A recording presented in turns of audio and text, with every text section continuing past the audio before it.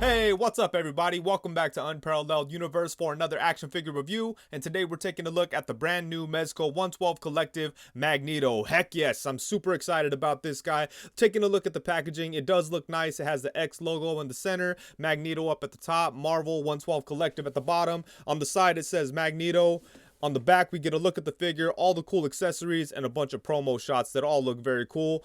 And then on this side, it says Magneto once again. And yeah, you know, it's the standard Mezco box. It's big. It's kind of annoying. I wish they'd use something smaller, blah, blah, blah, blah. Let's open it up and take a look at the figure. And bam, here he is right out of the box. This figure is looking very, very nice. I really like the fact that they went with the wired cape instead of the crazy cape posing contraption that Mezco likes to throw in with their caped figures. This time around, we have the wired cape, and that is awesome. And one thing about the cape though, I feel like the material is a little bit thinner than capes that we've seen on other Mezco figures, and that's probably so that you could pose it and stuff like that, but I would have preferred if they just used a thicker wire and thicker material. I think that would have been better, but as is, it's really, really nice, and I'm very happy that they put the wire in here because you need that to get Magneto into those crazy dramatic poses using his power and stuff like that. So it's really nice that they included the wired cape, and I'm very happy that they didn't go the other route that they tend to do. So this is good stuff. The cape, like I said, it feels a little thin right out of the box, but you kind of get used to it right away, and it just feels a little different than Mezco capes, you know. So it's not a big deal at all, but I do wish that the material was a little bit thicker, and I love the fact that you could put it over his shoulders. That's so awesome. Look at that.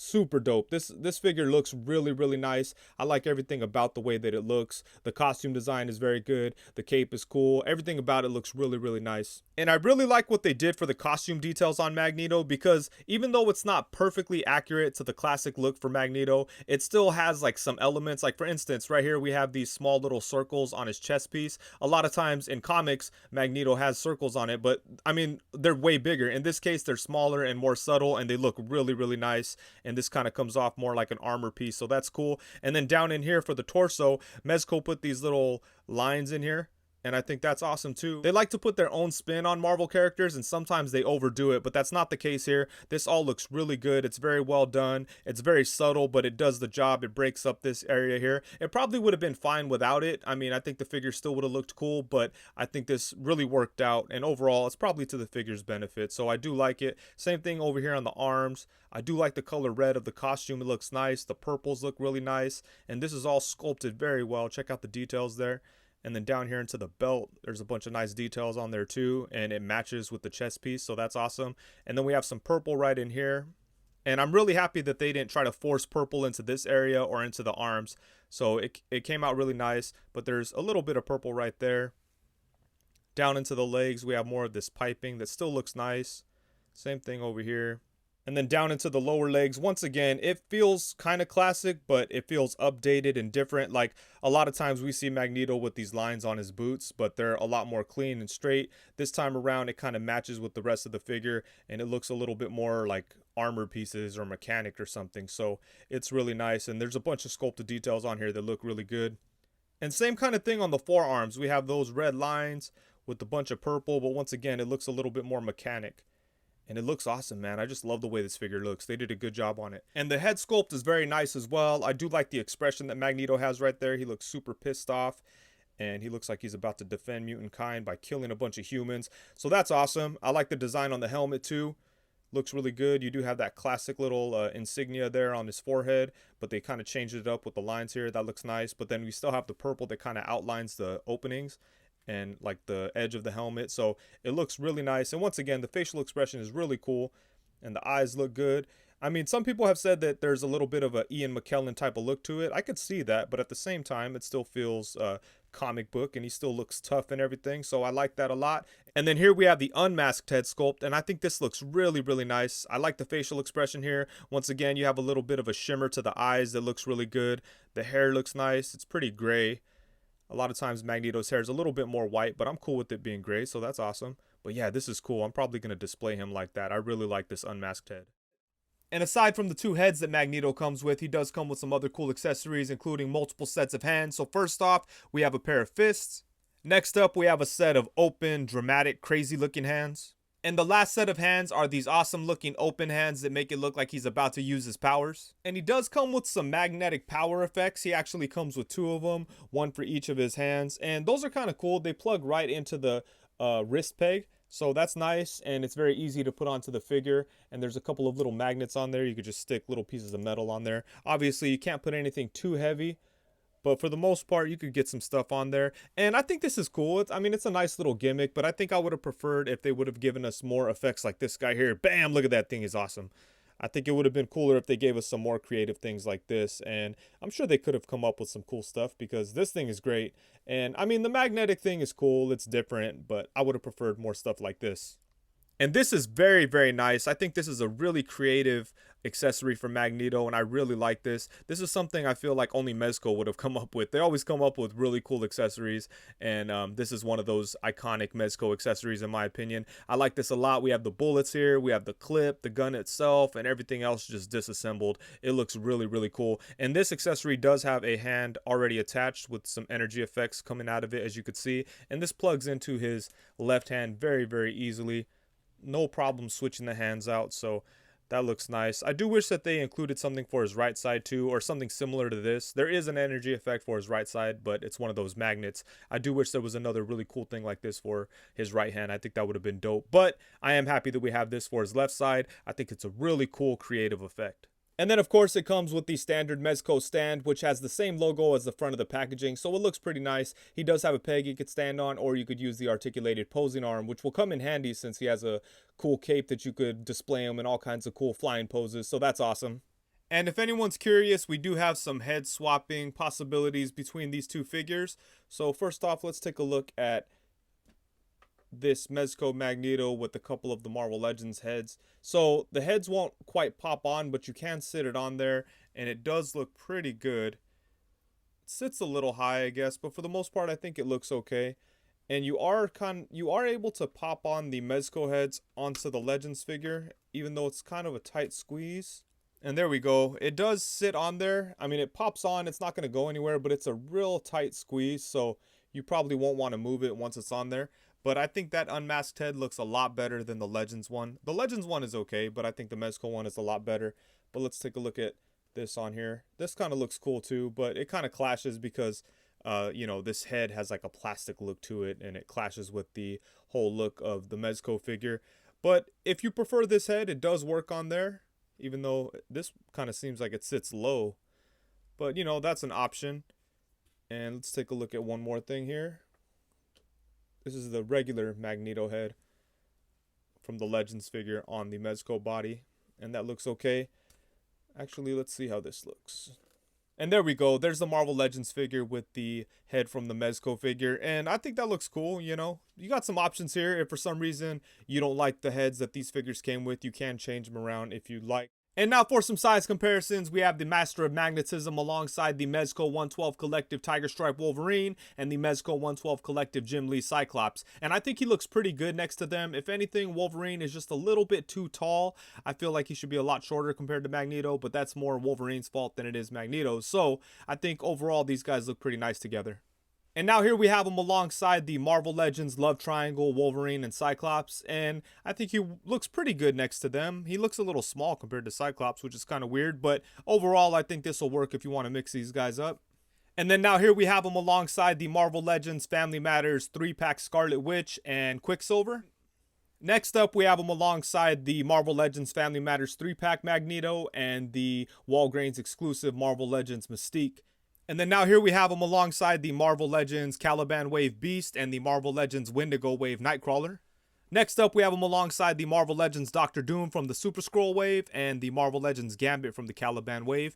And having this Magneto makes me really, really excited about the Mezco Gambit that should be coming out this year. That's going to be awesome. And I really hope that one of these days Mezco gives us a 112 Collective Doctor Doom. That would be dope. And then here we have him alongside the Lightning Collection Lord Dracon and the Lightning Collection Lord Zed.